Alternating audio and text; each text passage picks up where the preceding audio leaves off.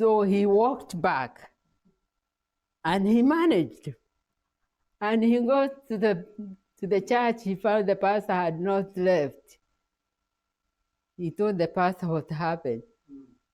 And the pastor goes, "What is wrong with you? There's nothing like that has ever happened here in Africa. And you are a kid." And the kid says, "Pastor, that is what you preached.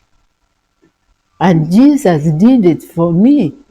You mean he cannot do it for you? You don't believe what you preached?" Now, why do I pick up this story?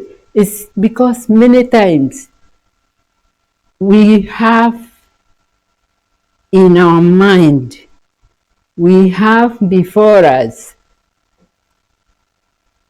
a presentation, a gift. We know what is going to happen if we do this. And that is where faith comes in. If we have faith as small as a mustard seed, we can say to this mountain. This boy did not even know about the mustard seed. He was not even, educated as far as church is concerned. But he believed. And it happened. So, as we look to remembering what blocks the benefits that we should have, what blocks the answers in our life, doubt, unbelief, procrastination, stress, fear, so many things, misunderstanding of self. If I don't understand myself, if I go by what other people tell me, if this boy has to go by what the pastor tells him, and Jesus has told him something different, you see there is a contradiction there, and there's a conflict. And that is going to start a different kind of reaction in that child's mind. He preached. He said X, Y, Z. And he said, you can do it. And I went and I did it. But I come back to the same person. He says, I can't. And that is what parents do some of the times. They tell the children how great they are, how intelligent they are, how this and good, and we give them all the 9 yards. Very good. But when they get to do it and they miss then we burn their beautiful dress.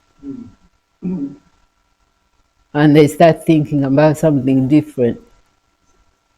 And that changes their identity.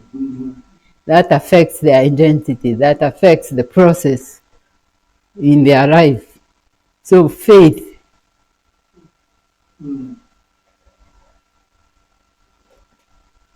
I like stories. Here's another one. Fatima was 9 years old. Her mother was very sick. They moved from one neighborhood to another. And so she had to start to go into a different school.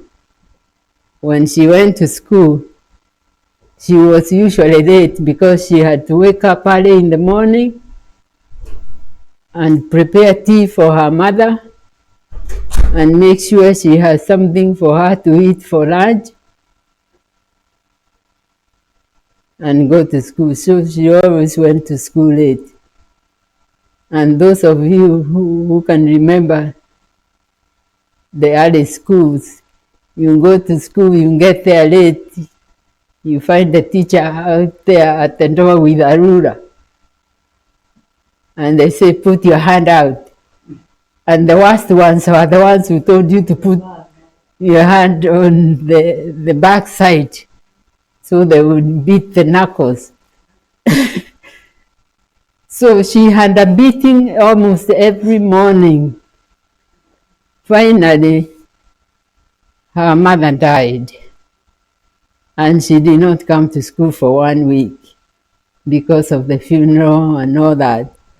So after the burial, she went back to school. And the teacher is angry. He is furious.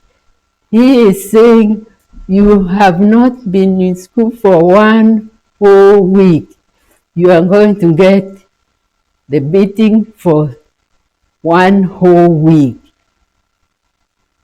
And she is very quiet. She puts her hand out, puts the other one, the other one. And then after the teacher had finished, said, go sit down. She said, teacher, can I say something before I sit down? Said, yes. She gave the story of how they moved from one neighborhood to another, and how her mother was sick, and how the mother died, and now the mother has been buried. She is alone.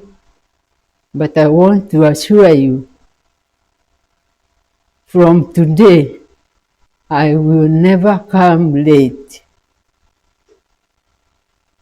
again, because whatever has been holding me is not there anymore. Nobody could hold the tears. The first thought that comes to you in mind as an adult is, what kind of a teacher is this? But me, I'm looking at this child and I say, what kind of an angel is this? She has the understanding, she is projecting into her future and seeing how much of the opportunity she still has in the future left for her to build her future, to lay the foundation for her future, instead of thinking about the past, about the beatings, about the loss of the mother, about being alone. She doesn't even know how she's going to survive, but she is giving herself promises. I will never come to school late again. I will always come on time. And she did. The faith that we have, how we process our thoughts, how we process our feelings and our emotions determine which direction we go. So we have to watch for limiting beliefs. What obstructs our process as we work on remembering, as we work on retaining what we have learned, and as we interact with different people, we have to have our thoughts, our feelings, our desires well lined up. So it's not just to remember the 20, it's to remember the 20 and many more. Not this, you could have your own 20. And can I have somebody do the 20 backward?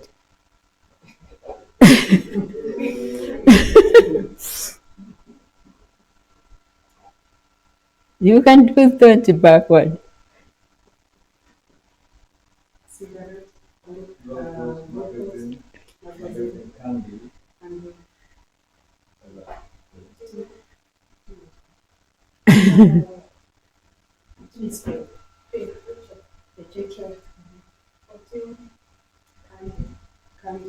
No.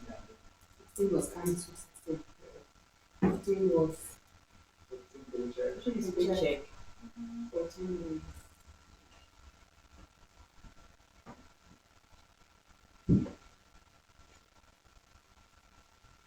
It's what?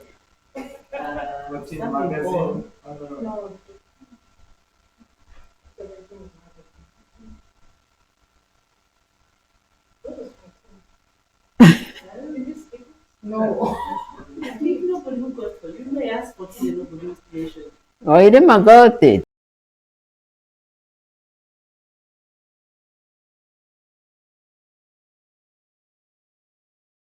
Doesn't have it. Okay, let me go do them. Cigarette, goalpost, voting booth, magazine, candy, paycheck, ring, witch, eggs, goalpost, bowling ball, cat, skate, dice, gun, glove, car, stool, light switch, tree. Three.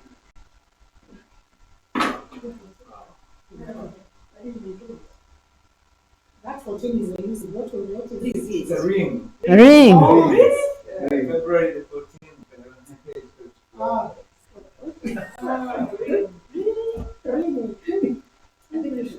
It's your hit. So, in conclusion, I want to encourage myself and encourage you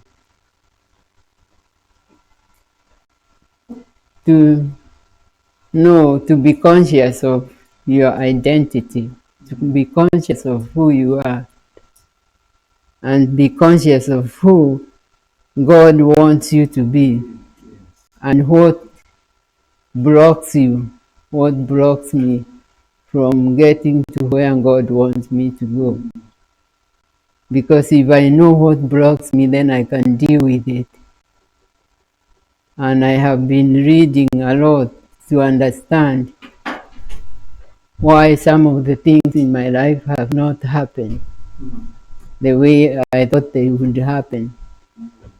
And I have seen a lot of progress in understanding. So the Lord bless you. I had that verse in the on the Mark 3:25. Is yeah, but the verse says what? 325. Mm-hmm. A house divided cannot stand.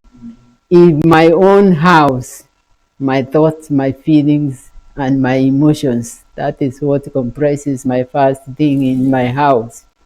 Because my house is this one first.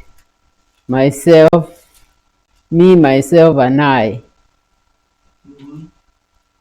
Whichever way I want to look at it.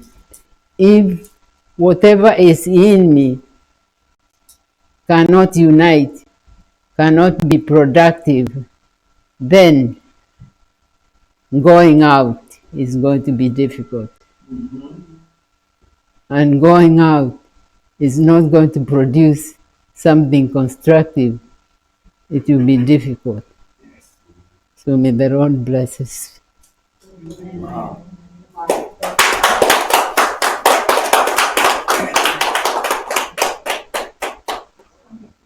And my twins are not here. I wasn't reading. No, I wasn't reading.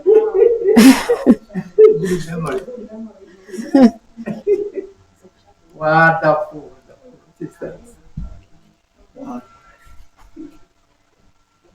Wonderful.